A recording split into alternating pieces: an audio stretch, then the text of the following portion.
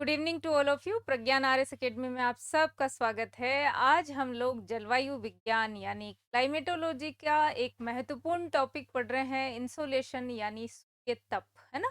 क्या होता है सूर्य तप? फिर ये कोई अलग चीज है क्या टेम्परेचर से, या टेम्परेचर को इंसोलेशन बोलते हैं? ये क्या चीज है और कैसे हम तक पहुंचता है? तो सबसे पहले अपन ये देखो, एक अच्छा सा एक वर्ड लिखते हैं अपन, बहुत प्यार से धीरे धीरे समझ, बहुत जरूरी है, समझना भी जरूरी। क्या? तब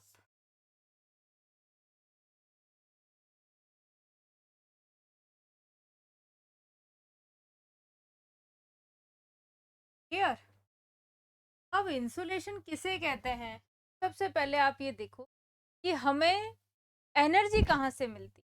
हमें हमें का मतलब क्या होता है? पृथ्वी पर ऊर्जा, एनर्जी का क्या सोर्स है, कौन कौन से स्रोत हैं जहां से अपन को क्या मिलती है भाई? ऊर्जा मिलती है। जानना चाहोगे? अब जैसे पृथ्वी को ऊर्जा मिलती है, उसके जो क्या होंगे, सोर्स होंगे, उन सोर्स के आधार पे ही अपन इस सब को क्या करेंगे, डिफाइन करेंगे। क्या होती है हमारी इंसोलेशन, किसे कहते हैं? इंसोलेशन के अलावा टेम्परेचर क्या है और क्यों ये सबसे अलग है, ऐसे ही जानना चाहोगे ना आप?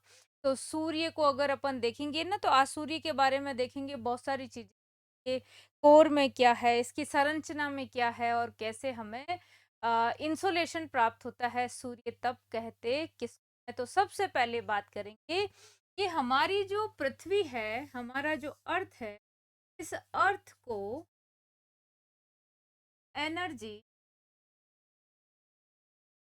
अर्थ कहाँ से एनर्जी रिसीव करती है, कौन कौन से इसके मौलिक क्या है, स्रोत हैं?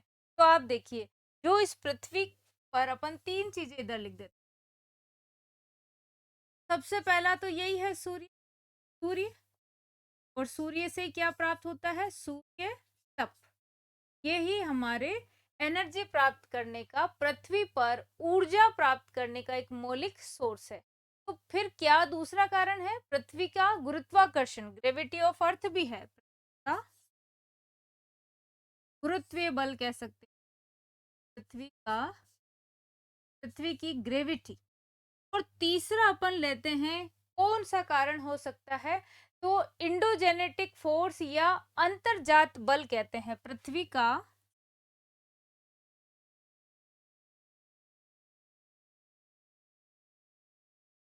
अंतर्जात बल, है ना।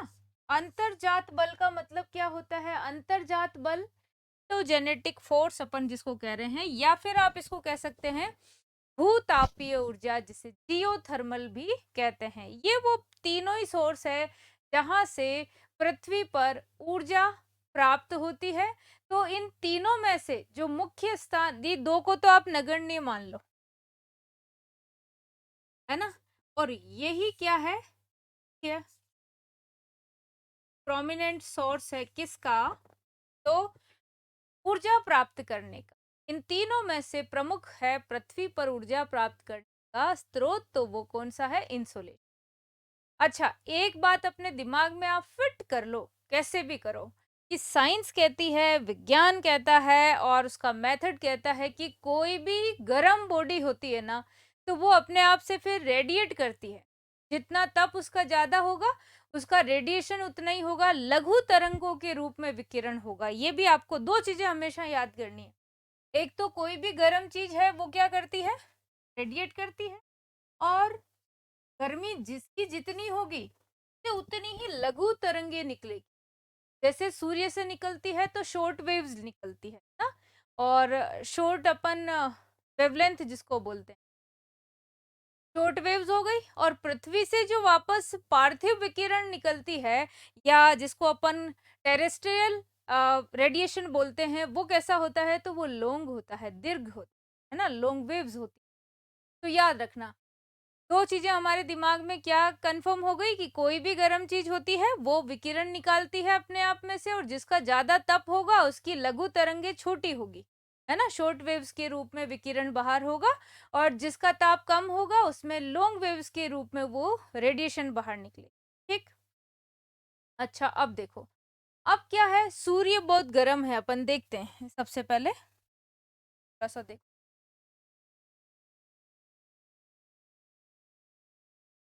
है ना, सन चारों तरफ मान लेते हैं, ये बहुत गर्म है, आपको पता ही है टेम्परेचर बहुत गर्म है, बोलो है। तो इसके चारों तरफ विकिरण के रूप में ऊर्जा बाहर निकलेगी। पहले फिर से समझो, फिर ये बताती हूँ। ये सूर्य सन अंदर, ये बहुत ज्यादा गर्म है, तो ऊर्जा जो निकलेगी, विकिरण जो निकलेगा, चारों तरफ निकल, ऐसे नहीं कि एक तरफ से निकल, चारों तरफ से ऊर्जा बाहर निकल रही है, चारों तरफ विकिरण के रूप में एनर्जी बाहर निकल रही है, किससे, सन से। तो सूर्य के द्वारा छोड़ी गई जो एनर्जी है वही क्या है, सौरिक विकिरण है। एक बार याद रखना आप, सौरिक विकिरण अपन बोल रहे हैं, पढ़ने वाले हैं अपन, सौरिक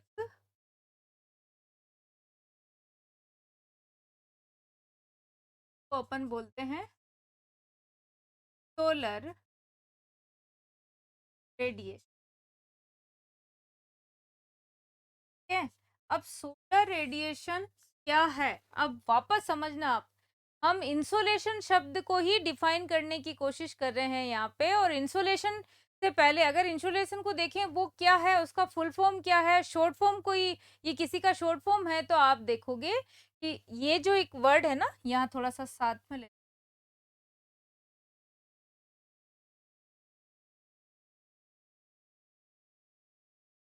पर रहने दो। अब आप देखो, इन तो ए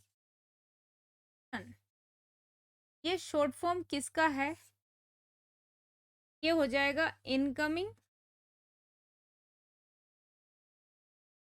यहाँ से हो जाएगा सोलर, और यहाँ से हो जाएगा रेडिएशन।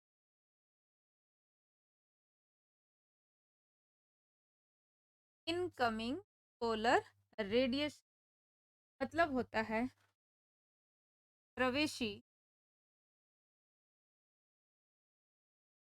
सोरियक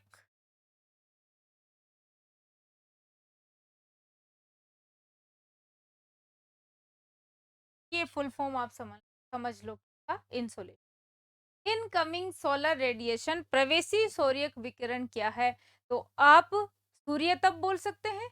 अब हम बात कर रहे हैं कि पृथ्वी का एनर्जी का सोर्स क्या है, तो आपने देखा पृथ्वी के एनर्जी का सोर्स क्या है, तो यहाँ आपको एक बहुत अच्छी चीज समझनी पड़ेगी थोड़ी सी, लेकिन उससे पहले ये समझिए कि हमने ये तीन सोर्स जो देखा उसमें सबसे महत्वपूर्ण सोर्स हमें दिखाई दिया, क्या चीज, तो आपने देखा सूर्य तप, या सूर्य ही वो सोर्स है जहां से हमारी ऊर्जा प्राप्त करती है। ठीक है, तो फिर आप मुझे बताइए, तो ये जो है ना, सूर्य तप, सौर्यक विकिरण क्या होता है, तो सौर्यक विकिरण को ही डिफाइन कर रहे हैं कि सौर्यक विकिरण किसे कहा जाता है, सूर्य के, सूर्य बहुत गर्म है अंदर से, तो सूर्य के द्वारा छोड़ी गई एनर्जी, ये द्वारा छोड़ी गई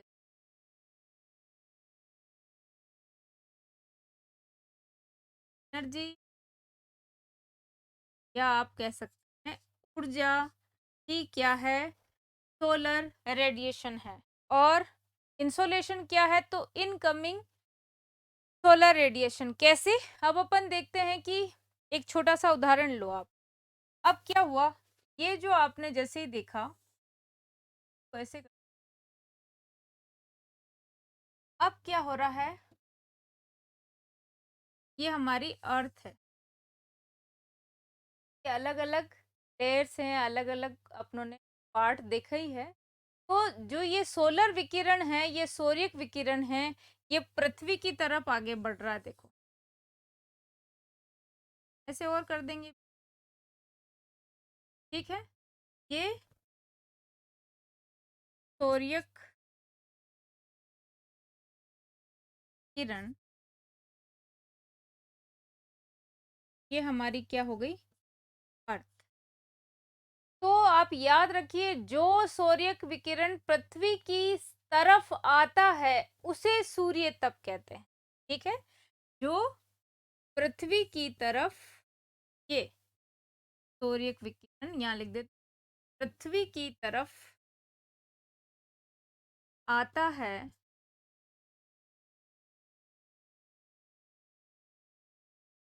वही इंसोलेशन है। समझ गए, इंसोलेशन, इनकमिंग सोलर रेडिएशन। हालांकि ये सोलर रेडिएशन जो था, सूर्य विकिरण था, ये जब पृथ्वी की सतह पर चारों तरफ से निकल रहा है, तो बहुत सारे ग्रह है ब्रह्मांड में, तो उनकी तरफ भी पहुंच रहा है। पर जब ये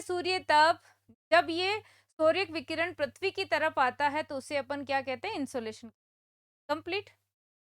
अच्छा, एक बात और ध्यान से समझ, जब ये सूर्य तब पृथ्वी पर पहुंची तो पृथ्वी भी क्या हो जाएगी, गर्म होगी, याद रखना। और पृथ्वी भी क्या करेगी, रेडिएशन रेडिएट करेगी ना।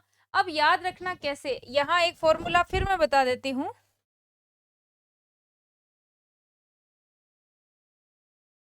सन के चारों तरफ से क्या निकल रही है, हमारा अर्थ यहाँ से प्राप्त कर प्राप्त कर, तो ये हो गया हमारा। लेकिन अब मैं बात कर रही कि इंसुलेशन जब ये पृथ्वी ने प्राप्त किया तो पृथ्वी भी गर्म हुई कि नहीं हुई, और पृथ्वी जब गर्म होगी तो क्या करेगी, ये भी रेडिएट करेगी। तो आप याद रखना, पृथ्वी से भी क्या होगा, तरंगे निकलेगी। तो पृथ्वी से कौन सी तरंगे निकलेगी, यहां से। तो आप क्या याद करोगे निकलने वाली को, तो पृथ्वी से निकलेगी, उसको बोलेंगे अपन, इसको बोलेंगे पार्थिव विकिरण।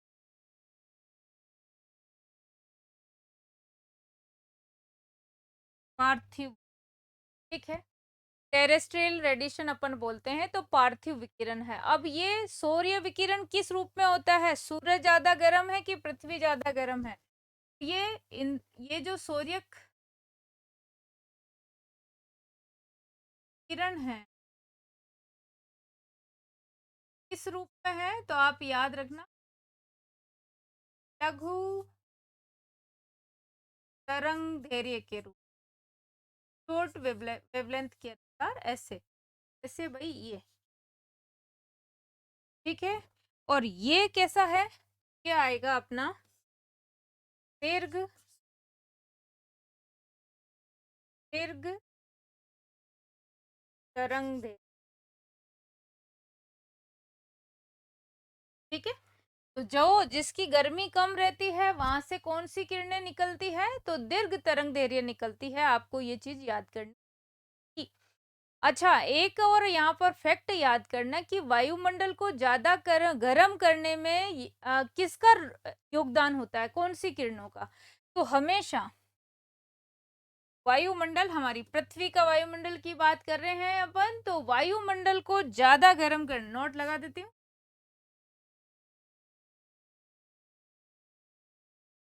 वायु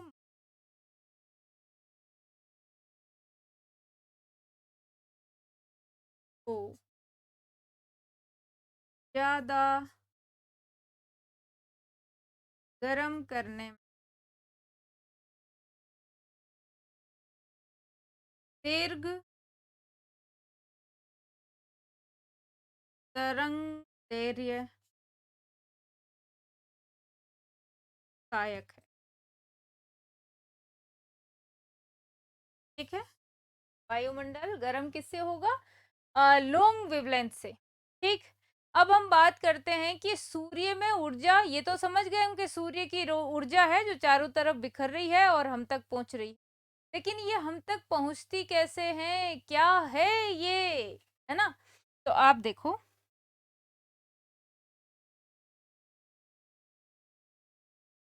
मैं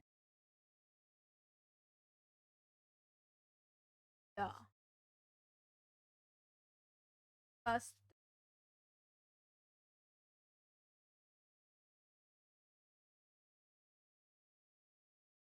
ये हमारा सन और ये इसका कोर क्षेत्र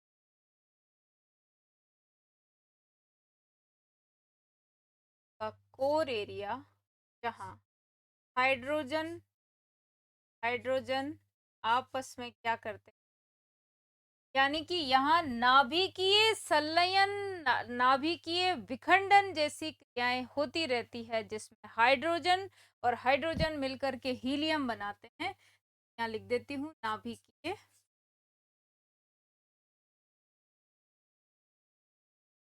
संलयन और विखंडन जैसी क्रियाएं होती है, जिससे संलयन में क्या हो रहा है, हाइड्रोजन प्लस हाइड्रोजन बराबर हीलियम बन रही है। तो क्या सिर्फ हीलियम बन रही है? तो आप याद रखिए, इस ये सूर्य का जो कोर है बिल्कुल अंतरतम भाग है, उसमें हाइड्रोजन के नाभिकों का क्या होता रहता है, तो आप देखना संलयन होता है। और हाइड्रोजन के नाभिक आपस में संलयन जब करते हैं तो हीलियम का तो प्रोडक्शन करते ही हैं, साथ में क्या जनरेट होती है, तो आप बोलोगे हीट या फिर बोलोगे एनर्जी। ठीक है, तो अब आप ऐसे बोल सकते हो कि यहाँ से इस संलयन से H प्लस H से हीलियम का निर्माण हुआ, प्लस क्या बनी, तो एनर्जी बनी। ये आपको याद करना है, एनर्जी रिलीज हुई। एनर्जी जब रिलीज होगी तो बोलो गर्मी तो होगी ना बहुत। ये कोई क्रिया ऐसे नहीं होती कि एक दो टकरा गए आपस में, हेलमेट नहीं था तो ऐसे। ये बहुत भारी भरकम मात्रा में होती है, आपको ये याद करना है सबसे पहले। अब कोर से जो रेडिएशन होगी ना, तो यहाँ थोड़ा सा समझो, ये कोर थोड़ा सा ही बताऊंगी। कोर, अब यहाँ से ये बोलो, तो ये जो यहाँ पे मैं एक मंडल बनाऊं और इसका नाम अपन क्या रखेंगे, तो रेडिएशन मंडल रख दो, है ना, रेडिएशन मंडल या रेडिएशन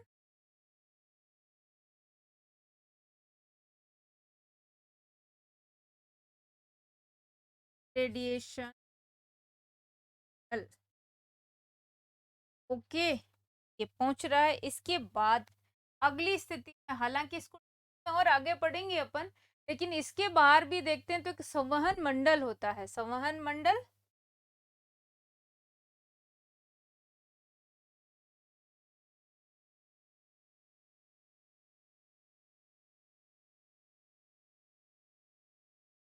इसके बाहर जब हम अपन और देखेंगे, ये आकृति अभी अपन किसकी देख रहे हैं, अपन चल रहे हैं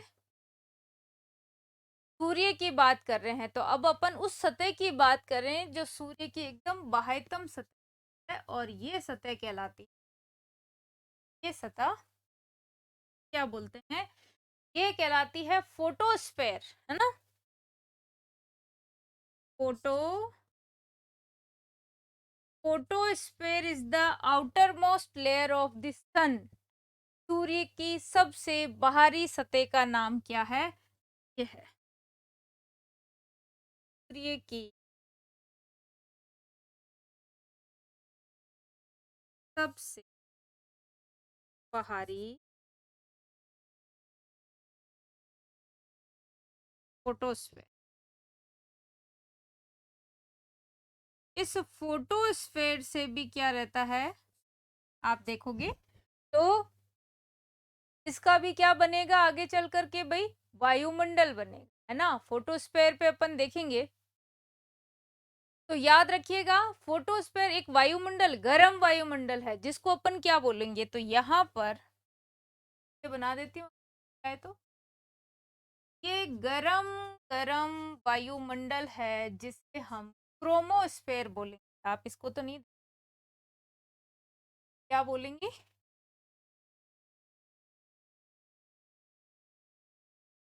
क्रोमोस्फेयर, क्रोमो गर्म वायुमंडल।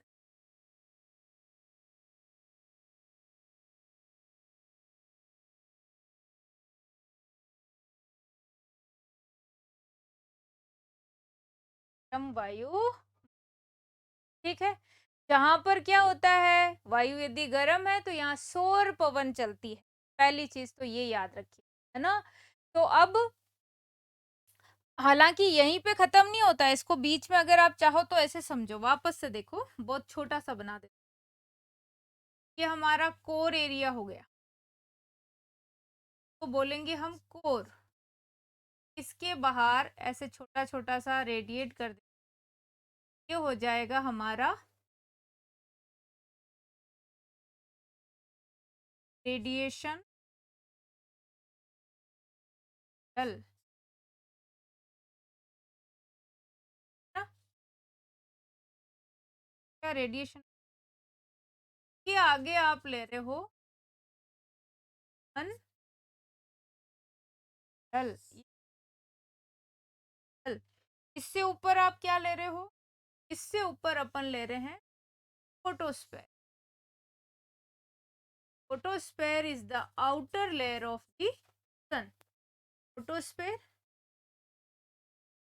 और फोटोस्फेयर के बाहर होता है क्रोमोस्फेयर। याद रहेगा क्या है, ये है क्रोमोस्फेयर, यानी कि सूर्य का वायुमंडल। अब इसके ऊपर भी आप देखो,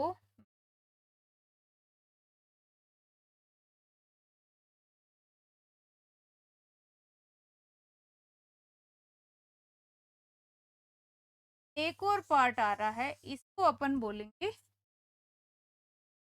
कोरोना। वैसे तो आउटर लेयर, आउटर मोस्ट, या आप इसको बोल सकते हैं सूर्य की सबसे बाहरी सतह का नाम क्या है, तो आप फोटोस्फेयर बोलेंगे। वायुमंडल क्रोमोस्फेयर कहलाएगा। और गर्म वायुमंडल, ये जो क्रोमोस्फेयर है, यहां से तो थोड़ा ऊपर ले लेते हैं छोटा करके, गर्म वायुमंडल, यहाँ पर क्या चलती है, सौर पवने, सोलर विंड। क्या है सोलर विंड, यदि बात करें व्हाट आर सोलर विंड्स, तो क्रोमोस्फेयर में गर्म गैसों की पवने, क्रोमोस्फेयर में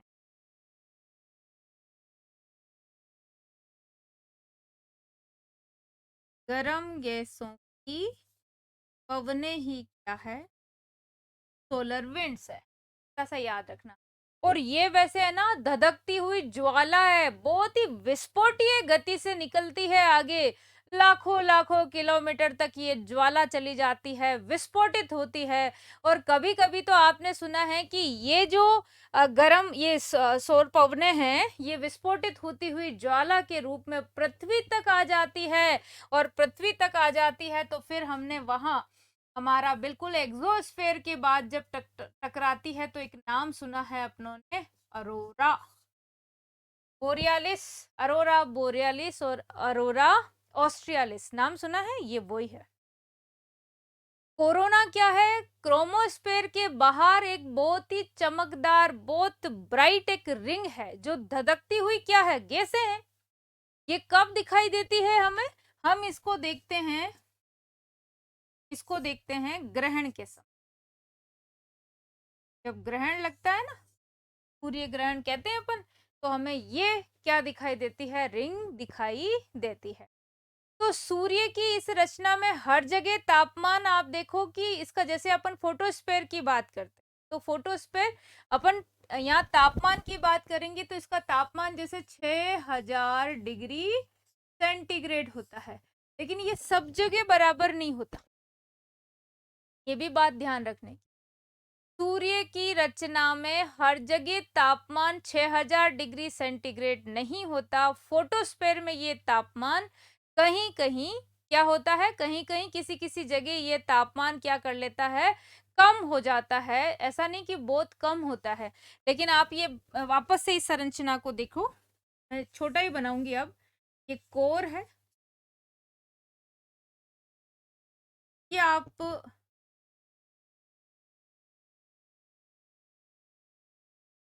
ये दो मंडल और छोड़ के इसको अपन लिख देते हैं, ये है अपना फोटोस्फेयर। तो फोटोस्फेयर के अंदर हर जगह का तापमान 6,000 डिग्री सेंटीग्रेड है, ऐसा नहीं है। तो 6,000 डिग्री से कम तापमान कहीं कहीं इस लेयर में ऊपर, ये पीछे बाहर तो अपन वायुमंडल कर देते हैं, है ना। तो यहाँ आप देखोगे कि ये कहीं वैसे बन जाए। तो तापमान कम होने की वजह से जहां से एकदम हीट निकल जाती है वो ठंडा पड़ के स्थान हमें काला नजर आता है, जिसे हम सौर कलंक कहते हैं।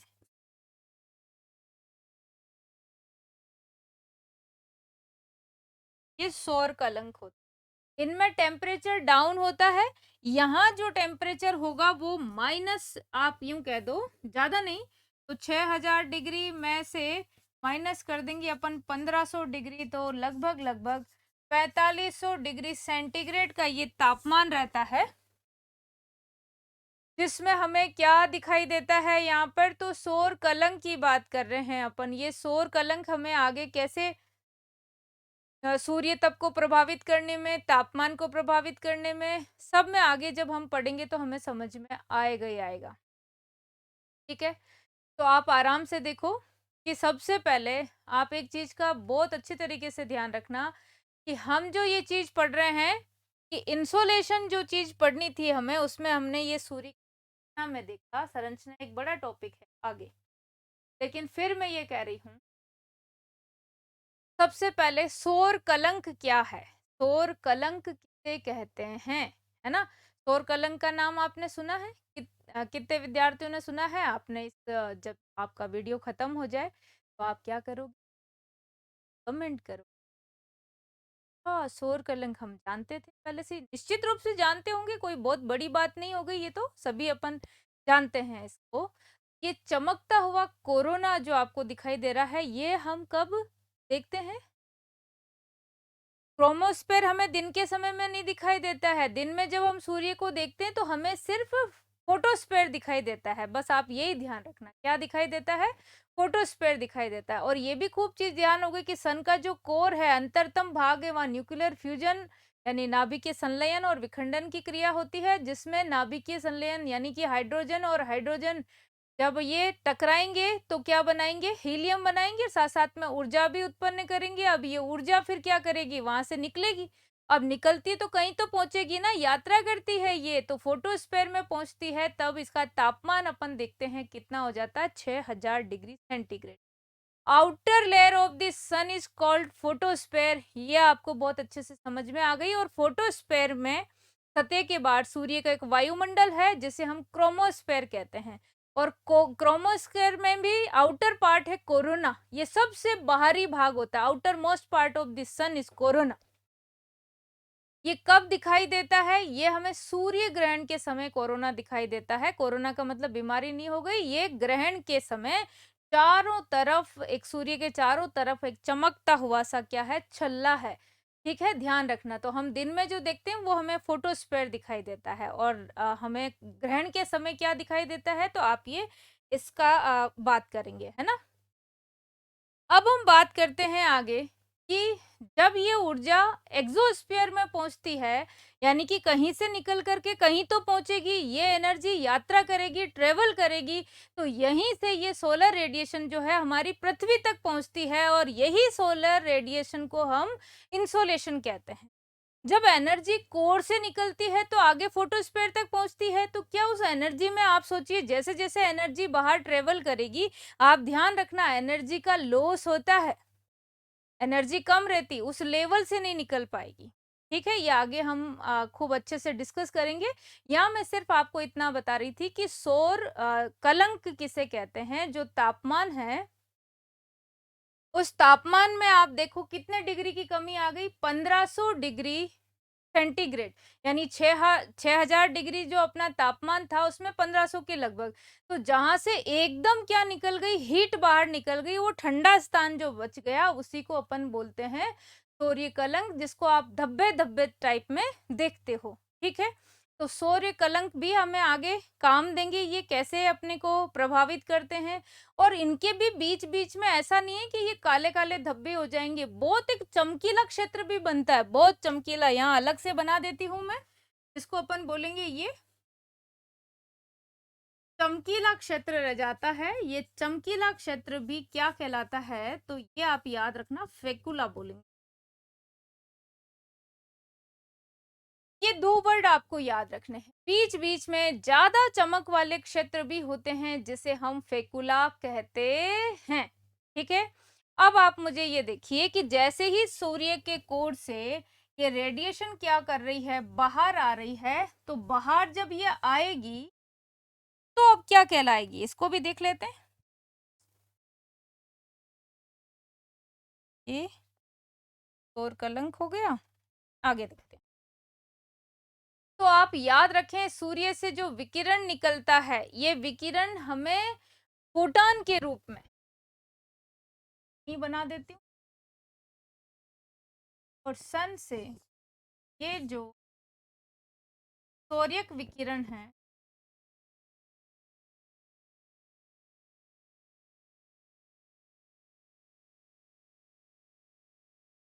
सौर्यक, बहुत अच्छे से समझना, ये आ गया ना।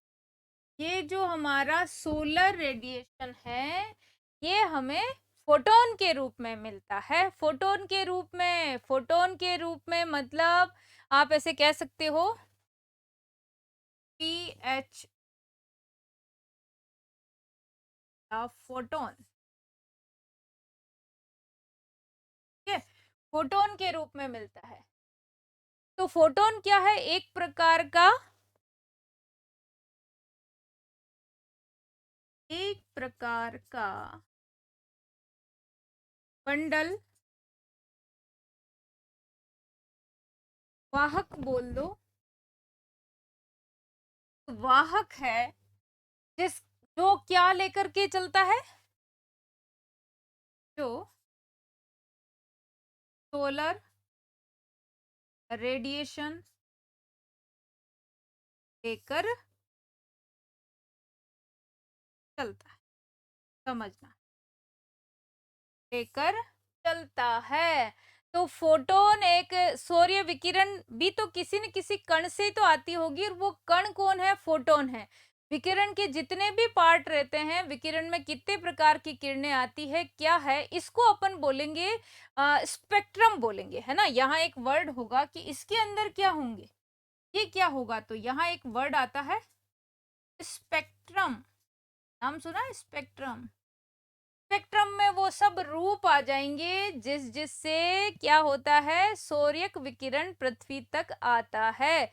ये रेडिएशन फोटोन के रूप में चलता है, और जिस रूप में चलता है, अलग अलग तरह की किरणें उसमें होती है, क्या क्या होता है, उसको अपन बोलेंगे क्या, तो स्पेक्ट्रम। आप याद रखना, लघु तरंग दैर्घ्य के रूप में, शॉर्ट वेवलेंथ के रूप में सूर्य यानी सोलर रेडिएशन हमें फोटोन के रूप में मिलता है। ये फोटोन अपन बोलेंगे स्पेक्ट्रम, जिसमें विभिन्न प्रकार की क्या होगी, लेयर्स होगी। कैसे कैसे होगी, तो याद रखो, शॉर्ट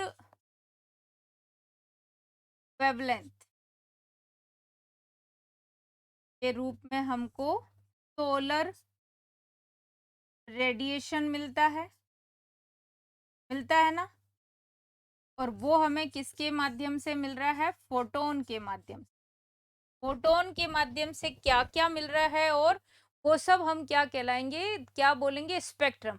आप एक बार स्पेक्ट्रम को समझ ही लो क्या है इसमें, है ना। तो यहाँ आप देखोगे थोड़ा सा ऐसे, स्पेक्ट्रम ही समझ लोगे तो क्या बात। अपन ऐसे देख लेते हैं इसको तीन भागों में बांट के, बहुत अच्छी तरीके से। ये जो वही वेवलेंथ होती है ना, उसी के रूप में तो निकलते हैं ये। तो सबसे अपन बात करेंगे लघु तरंगदैर्घ्य, मध्यम तरंग और दीर्घ तरंग। ठीक है, इतना तो आप समझ ही गए यहाँ पे। तो यहाँ अपन 3 लघु तरंग दैर्घ्य के रूप में क्या बनाते हैं, पार्ट बना लो। यहाँ कौन कौन सी वो शॉर्ट वेव लेंथ होती है। तो आप देखो, कुछ किरणें निकलेगी यहाँ, इसको हम ऐसे डिफाइन करेंगे।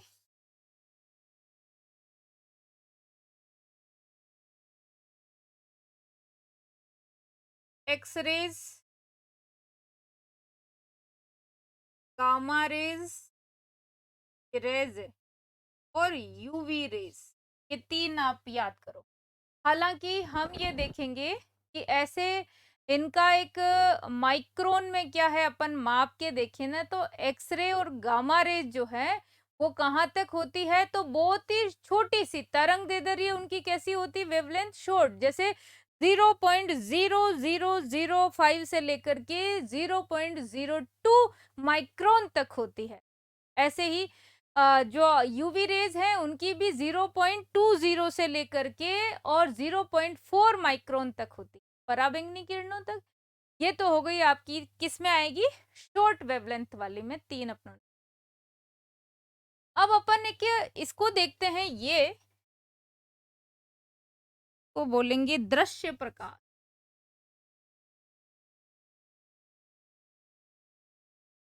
दृश्य प्रकाश, यहाँ आप थोड़े से पार्ट बना, पार्ट तो थोड़ा लिख देंगे, कोई दृश्य प्रकाश या विजुअल आप बोल। तो यहाँ मैं दूसरे पेन से जोड़ देती हूँ, 1 2 4 6 7, ऐसे जोड़ दो। अब आप कहोगे ये क्या है, हाँ ये रेज है, जैसे वॉयलेट रेज, सब जगह रेज का यही वाला चलने दो, वॉयलेट रेज है ना।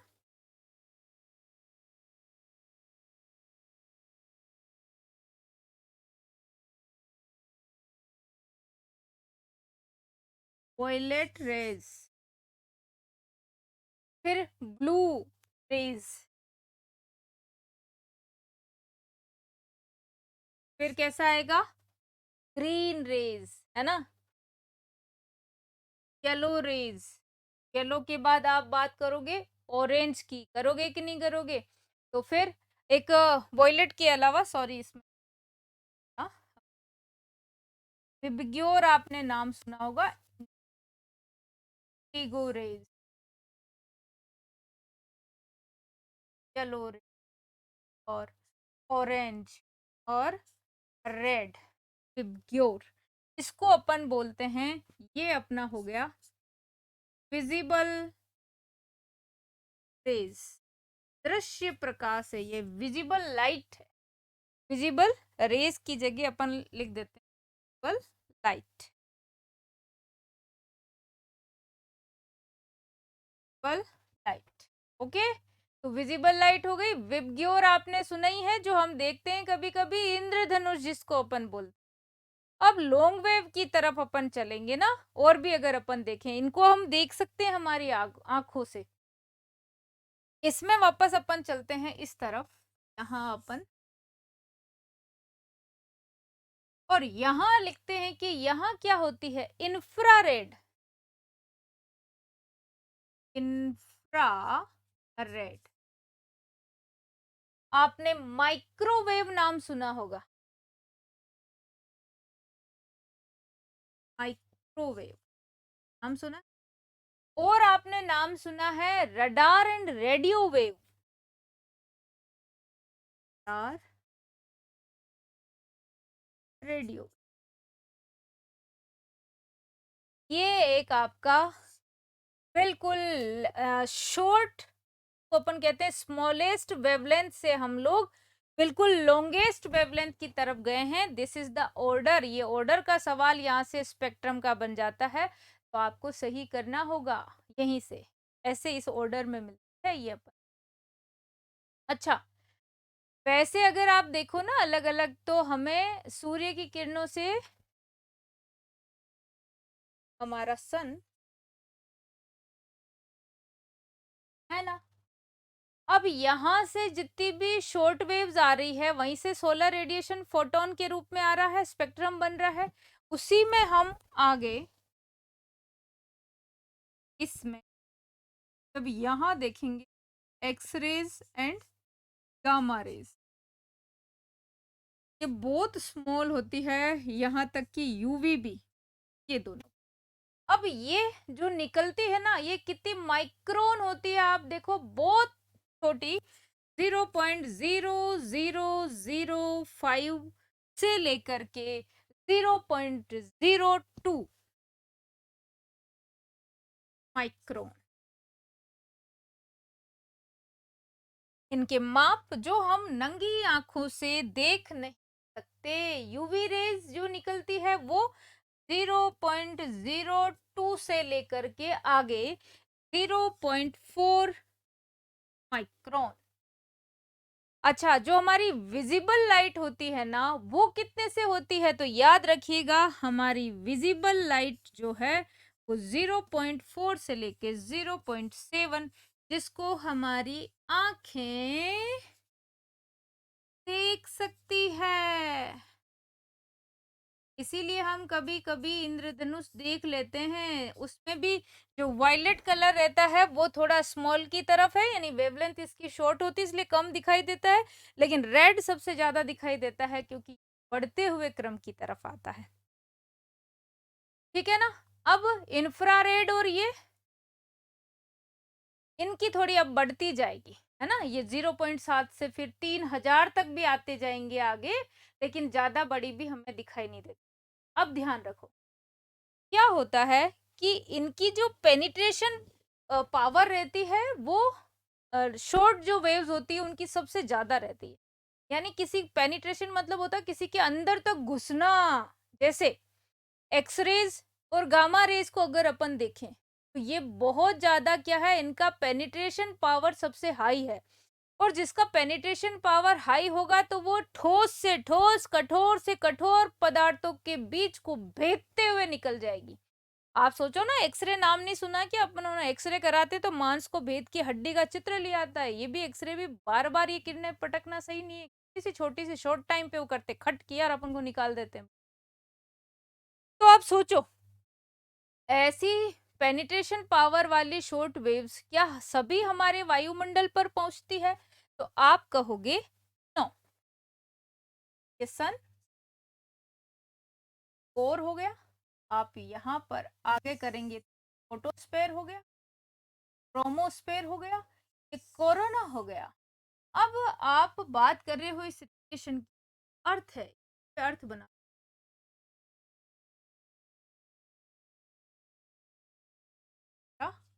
अर्थ है, अर्थ को भी ये देखो, क्षोभ मंडल, समताप मंडल, मध्य मंडल, आयन मंडल, बहिर्मंडल, ये जो एक्सोस्फीयर है,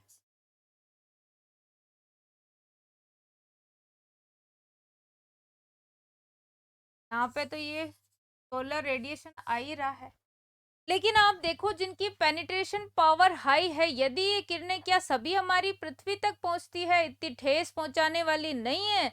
ये तो प्रकृति का ही अपने आप में ये सिस्टम बनाया हुआ है कि एक्सरेज और गामा रेज जो हैं वो हम तक ना पहुंच कर के आपने देखा हो तो पृथ्वी तक नहीं पहुंचती है, और कहाँ पर खत्म हो जाती, तो आप देखो आयन मंडल के अंदर, यहाँ आयन मंडल में जब प्रवेश करेगी आइनोस्फेयर में, आइनोस्फेयर में, तो यहाँ पर क्या करेगी, ये क्या करेगी, गैसों के संपर्क में आके उनको धनात्मक ऋणात्मक चार्ज में तोड़ देगी, आयनों में तोड़ देगी, और आयनीकरण की इस क्रिया में ये भी खत्म हो जाती है। तो एक्स और गामा रेज हम तक नहीं पहुंचती है, आयनों मंडल में ही खत्म। यूवी रेज की बात करते हैं अपन, तो यूवी रेज समताप मंडल पे, समताप स्ट्रेटोस्फेयर, समताप मंडल में आकर के यहाँ क्या होती है, तो आपने देखा यहाँ एक अपन ओजोन लेयर पढ़ते हैं, O3 ये कंज्यूम कर लेती है किसको, यूवी रेस को, रेस को। पहली चीज तो आप यही, तो यूवी रेस को क्या कर लेगी, ये कंज्यूम कर लेगी, तो हमारे तक पहुंचती नहीं है। बाकी जो चीजें हैं उन सबको मशीनें इकट्ठी करती है, और अपन इस ये जो हमारी विजिबल लाइट है उसको हम हमारी आंखों से देख पाते हैं। तो ये तो हमने पढ़ा अभी, कैसे सूर्य की एनर्जी हिट होती, वो कैसे हम तक पहुंचती है ना। तो ये रेडिएशन फोटोन के रूप में, मतलब बंडल ऑफ एनर्जी के रूप में आता है, जिसे हम स्पेक्ट्रम कहते हैं। और स्पेक्ट्रम के अंदर वेरिंग वेवलेंथ होती है, यानी विभिन्न प्रकार की तरंग दैर्ध्य होती है, जिसका अपनों ने क्रम भी देख लिया कि इस क्रम में ये हमको प्राप्त होती है। ये क्रम आपको याद रखना है माय डियर। और ये क्रम यदि आपको याद रहेगा तो आगे आपके सवाल गलत नहीं होंगे। अब हम बात करेंगे कि इंसोलेशन को प्रभावित करने वाले कारक कौन से हैं। क्या ये इंसोलेशन, यहाँ कहते हैं कि ये हमारा एक्सोस्फेयर में जो इंसोलेशन आ रहा है ये पूरे वायुमंडल में समान आता है, लेकिन जैसे यहाँ तक पहुंचा कुछ खत्म हुई, फिर कुछ यहाँ तक पहुंची खत्म हुई, और फिर कुछ जो यहाँ तक पहुंच रही है ना, से हमारी पृथ्वी क्या हो जा रही है, गरम। और गरम पृथ्वी भी रेडिएट होगी। तो अब ये जब ऊष्मा छोड़ेगी, अपनी हीट को बाहर निकालेगी, तब क्या होगा। तो यहाँ पे अपन को क्रमबद्ध तरीके से एक चैप्टर पढ़ना आवश्यक है। कौन सा, कि सबसे पहले आज हमने ये समझा कि इंसुलेशन क्या होता है। Incoming solar radiation is called insolation, जो पृथ्वी की सतह तक पहुंचता है। सूर्य के अंदर जो एनर्जी है वो कहाँ से जनरेट हो रही है, वो हीट जनरेशन का आपने सोर्स देखा, तो आपने नाभिकीय संलयन विखंडन आपने पढ़ा, फिर कैसे रेज बाहर आ रही है।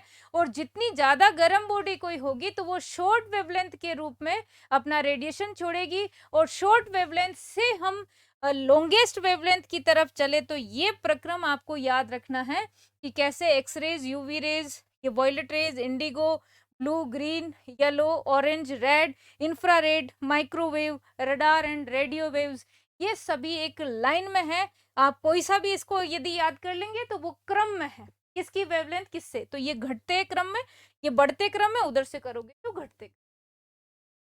नेक्स्ट क्लास में हम पढ़ेंगे इंसोलेशन को प्रभावित करने वाले कारक। आज के लिए इतना ही, लेकिन इस वीडियो के कमेंट सेक्शन आपके कमेंट आने चाहिए। इतनी ही डेप्थ में अपन पढ़ेंगे, तो आप ध्यान रखिएगा, छोटी से बड़ी से क्लियर हो जाती, पढ़ना तो पढ़, ठीक है। आप सभी को ऑल द बेस्ट।